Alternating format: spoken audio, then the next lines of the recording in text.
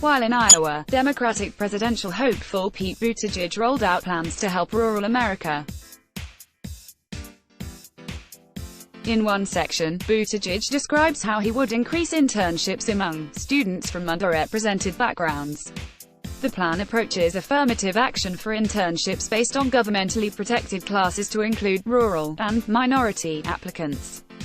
Under a Buttigieg presidential administration, the plan says, companies would get a tax deduction for hiring interns who live in rural or underserved areas. These internships are also required to pay at least the minimum wage and last up to 3 months. The full text from the plan reads, increase access to internships for all.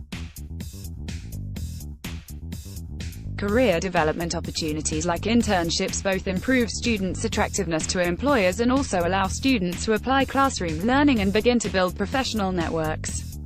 However, many students in underserved communities lack access to these opportunities. The vast majority of internships are in wealthy urban centers, and white high school students are nearly twice as likely to be involved in a career development opportunity as minority students.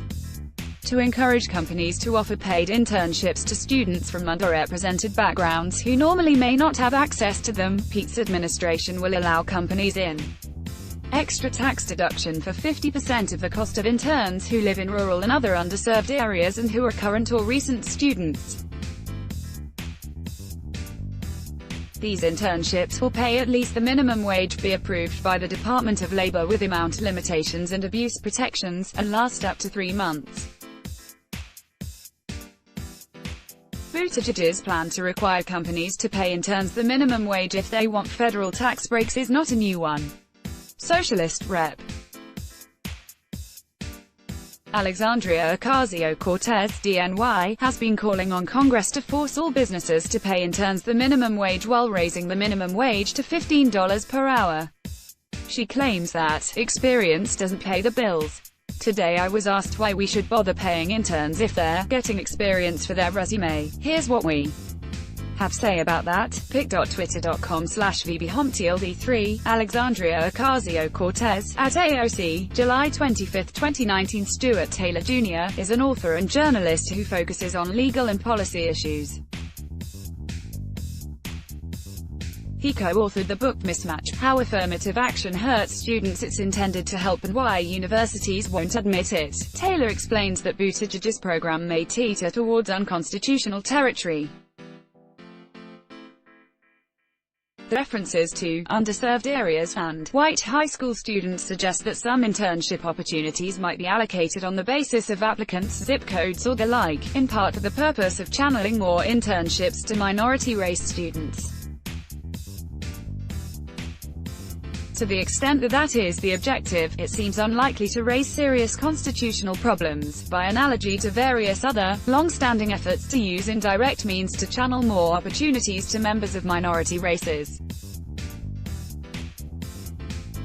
A plan that directly allocated internship opportunities on the basis of race, on the other hand, might well be struck down as unconstitutional by the courts.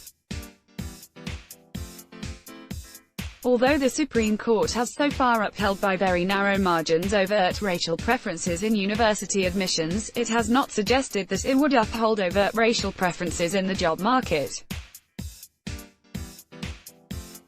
From the plan text, it appears Buttigieg's plan would also aim to pressure companies to accept larger numbers of non-white people for internships. Since, according to the Housing Assistance Council, 77.8% of rural and small-town Americans are white, it seems the Buttigieg campaign is trying to appease people of different racial groups by tossing what appears to be something for everyone into the pot. If access to urban areas is the real barrier to gaining internship opportunities, a smarter plan would be to give a tax deduction to businesses that open a location in rural areas. The totality of Buttigieg's plan to unleash the potential of rural America can be found here. Let's block ads. Why?